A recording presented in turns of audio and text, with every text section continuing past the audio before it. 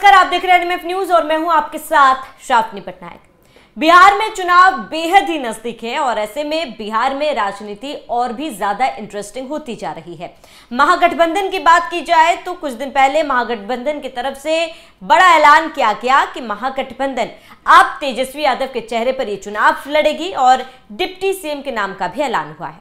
मुकेश साहनी का नाम ऐलान किया गया और कहा गया कि वे अगर महागठबंधन जीतती है चुनाव में तो उन्हें डिप्टी सीएम बनाया जाएगा, जिसके बाद से ही सवालों का दौर भी जारी है, आरोप प्रत्यारोप का भी दौर जारी है। लेकिन इन तमाम चीजों के बीच सबसे बड़ा सवाल यह है कि आखिर महागठबंधन ने मुकेश साहनी पर दाव क्यों खेला, उन्हें इतनी तवज्जो क्यों दी जा रही है, इतनी इंपॉर्टेंस क्यों दी जा रही है। इसी पर हम चर्चा करेंगे। मेरे साथ अभिषेक मेरे सहयोगी जुड़े हुए हैं। अभिषेक, अब बिहार में राजनीति काफी ज्यादा इंटरेस्टिंग होती जा रही है। जहां एक तरफ एनडीए की तरफ से मुख्यमंत्री चेहरे का ऐलान नहीं किया गया, वहीं दूसरी तरफ महागठबंधन की बात की जाए तो तेजस्वी यादव का एक तरफ का नाम ऐलान कर दिया गया है, डिप्टी से मुकेश साहनी का नाम भी ऐलान किया गया है। अब बड़ा सवाल यह है कि मुकेश साहनी ही क्यों, उन्हें इतनी तवज्जो क्यों दी जा रही है? तवज्जो दी नहीं गई है श्रावणी, उन्होंने तवज्जो ले ली है। अगर इस घटना के पीछे का इंसिडेंट जानेंगी तो आपको भी मतलब हंसी आएगी। देखिए, ऐसा हुआ कि कलह तो चल ही रही थी तेजस्वी यादव और राहुल गांधी के बीच में, कोई मतलब द्विपक्षीय बातचीत नहीं हो रही थी, कोई बायलैटरल टॉक नहीं हो रही थी, ना तो फोन पर। और जब दिल्ली अपने केस के सिलसिले में लालू और तेजस्वी गए थे तब भी राहुल गांधी मुलाकात नहीं किए थे। राहुल गांधी ने एक यात्रा की थी 16 दिन की, वोटर चोर यात्रा, वोटर अधिकार यात्रा, कुछ ऐसी यात्रा। लेकिन उसके बाद राहुल गांधी कई देशों के दौरे पर चले गए, मतलब वो मुद्दा भूल गए और कांग्रेस पार्टी और आरजेडी भी उस मुद्दे को भूल गई। राहुल गांधी उसके बाद नहीं जाए, हालांकि अब उनकी यात्रा वात्रा लगाई गई है। तो इस बात को लेकर भी तेजस्वी यादव नाराज थे कि जो मुद्दा आपने गढ़ा है उस मुद्दे को आप ही की पार्टी या फिर मतलब आप ही लेकर आगे नहीं चल रहे हैं। सीट बंटवारे को लेकर भी मामला फंसा हुआ था। कांग्रेस पार्टी कह रही थी कि 70 सीटों पर पिछली बार लड़े थे, इस बार ज्यादा पर लड़ेंगे, क्योंकि राहुल गांधी ने एक तो 14-15 दिन की यात्रा की है, ऊपर से 10-12 राहुल गांधी ने यहां 10-12 बार दौरे भी किए हैं। तो इस बार कृष्णा अल्लावरू को कर्नाटक से प्रभारी यहां बनाया गया था और अल्लावरू ने पूरा दिमाग में सेट किया हुआ था राहुल गांधी के कि नहीं, इस बार तो हम मतलब रिकॉर्ड तोड़ देंगे। 70 सीटें पिछली बार लड़ी थी, 19 सीटें जीत पाए थे। इसे लेकर आरजेडी की तरफ से कहा भी गया था कि कांग्रेस पार्टी का स्ट्राइक रेट जीत का अगर ज्यादा होता तो शायद हम सरकार बना सकते थे, सरकार बनाने की भूमिका में थी, क्योंकि सबसे बड़ी पार्टी उभरकर 2020 के चुनाव में आई थी तेजस्वी यादव के नेतृत्व में आरजेडी। लेकिन इस बार क्या हुआ देखिए, अब अशोक गहलोत को यहां दोनों पक्षों के बीच में सुलह करवाने के लिए भेजा गया। जब भेजा गया तो ये अब ऐलान हुआ एक दिन पहले कि सभी दल, महागठबंधन के जितने भी दल हैं, वो वाम दल हैं या फिर मुकेश सैनी की पार्टी वीआईपी है, कांग्रेस पार्टी आरजेडी है, ये सब मिलकर एक ज्वाइंट प्रेस कॉन्फ्रेंस करेंगे।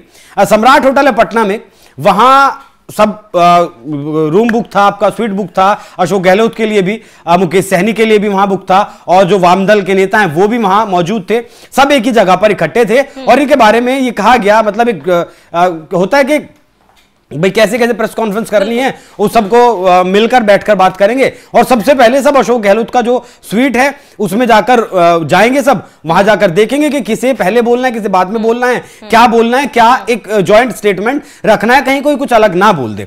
इसे लेकर मुकेश सहनी भी जब पहुंचते हैं अशोक गहलोत के कमरे में, मतलब ये प्रेस कॉन्फ्रेंस 11 बजे होनी थी लेकिन ये प्रेस कॉन्फ्रेंस 12 बजे होती है, 1 घंटा यही कशमकश चलती है। जब 10:30 पौने 11 के करीब मुकेश सहनी पहुंचते हैं और वहां जाकर वो कह देते कि अगर मुझे पहले आप डिप्टी सीएम का उम्मीदवार या फिर कहें कि डिप्टी सीएम घोषित करेंगे कि महागठबंधन अगर जीतता है तो मुकेश सहनी डिप्टी सीएम होंगे, तभी मैं प्रेस कॉन्फ्रेंस में जाऊंगा, वरना मैं नहीं जाऊंगा।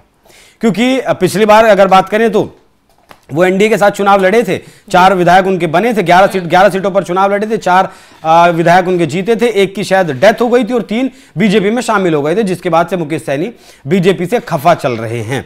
अब मांगी उन्होंने 25 सीटें थी, दी उन्हें 15 सीटें गई। अब मुकेश सहनी ने कहा कि मैंने 25 सीटें मांगी थी, दी आपने 15 सीटें हैं, तो अब मुझे डिप्टी सीएम का फेस तो घोषित करना पड़ेगा आपको तेजस्वी यादव के साथ साथ।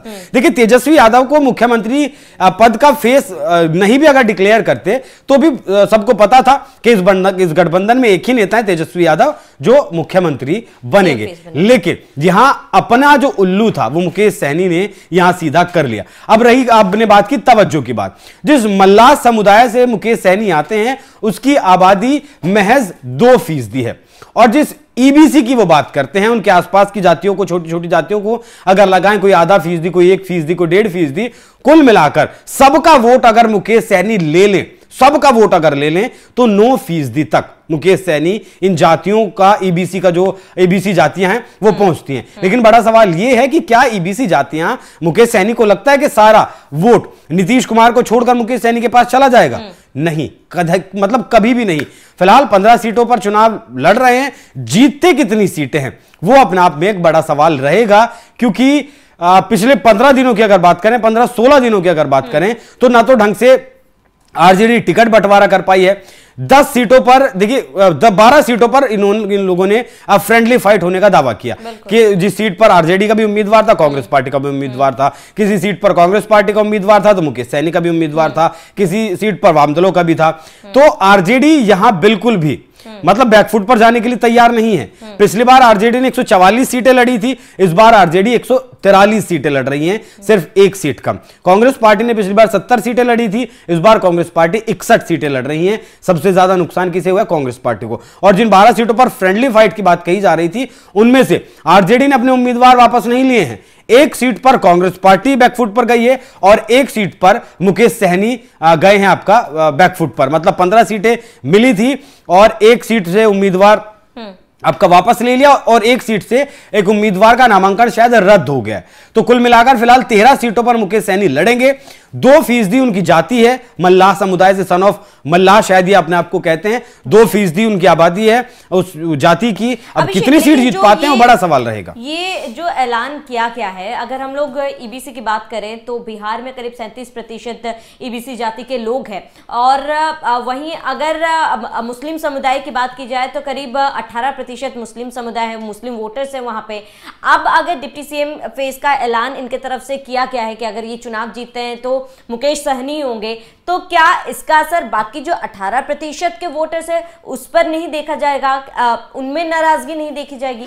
देखिए, बीजेपी का डर तो जो क्षेत्रीय पार्टियां हैं, फिर विपक्षी पार्टियां हैं, पूरे देश में हर राज्य में बीजेपी का दिखाया हुआ है मुसलमानों को। इस बात से तो कोई गुरेज नहीं किया जा सकता, लेकिन यह मांग उठ सकती है और कई लोग इस बात का दावा भी कर रहे हैं कि 2% जिसकी जाति है उसे आपने अगर डिप्टी सीएम फेस बना दिया तो 18% जो मुसलमान हैं उनका क्या? देखिए, मुसलमानों का जो प्रतिनिधित्व है बिहार में वो आरजेडी ही करती है, लेकिन इस बार कांग्रेस सोच रही है कि उसे भी मुसलमानों का अच्छा खासा वोट मिलेगा और आरजेडी से ज्यादा जाएंगे। लेकिन मुझे ऐसा लगता है कि इन दोनों के बीच में कहीं ना कहीं प्रशांत किशोर फायदा उठा सकते हैं, क्योंकि अगर ये बात दिमाग में, हालांकि जो प्रेस कॉन्फ्रेंस हुई उसके बाद अशोक गहलोत ने भी एक छोटा सा बाइट दिया और तेजस्वी यादव से भी एक छोटा सा बाइट दिलवाया गया कि मुख्यमंत्री का चेहरा मुझे जरूर बनाया गया है, मुकेश सहनी को भी डिप्टी सीएम बनाया गया है, लेकिन और भी डिप्टी सीएम होंगे।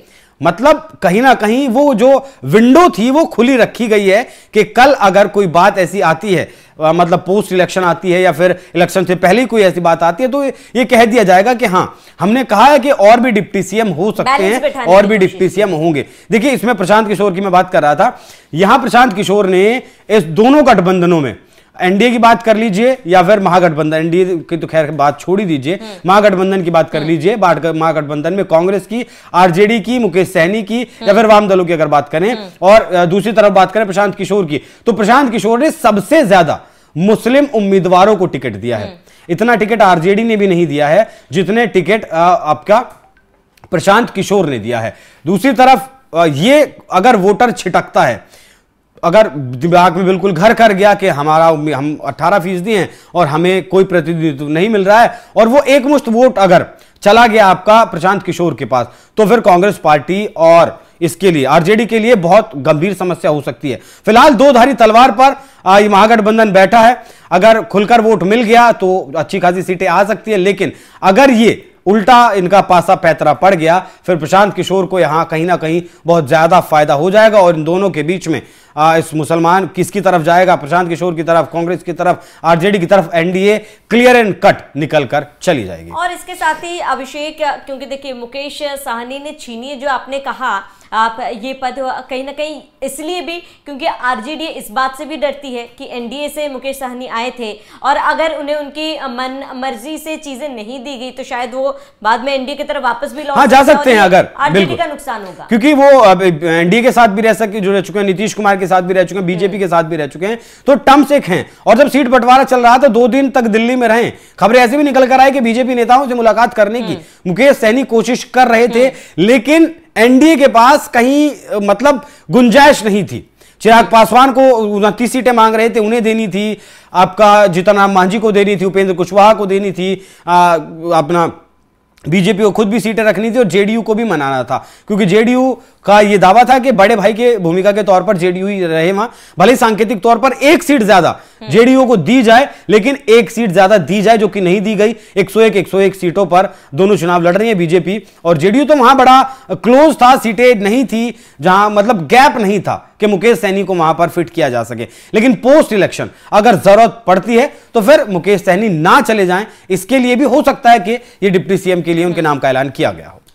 खैर देखिए, आप कदम उठाए जा रहे, फैसले लिए जा रहे, सभी पार्टी अपनी अपनी आप तैयारी पूरी कर ली है। चुनाव में बेहद ही कम समय बाकी है, लेकिन जनता ही जनार्दन है और जनता का फैसला देखना महत्वपूर्ण होगा कि किसके पक्ष में जाती है। फिलहाल आपका इस पूरे मामले पर क्या कहना है, हमें कमेंट कर जरूर बताएं। साथ ही बने रहिए एनएमएफ न्यूज के साथ।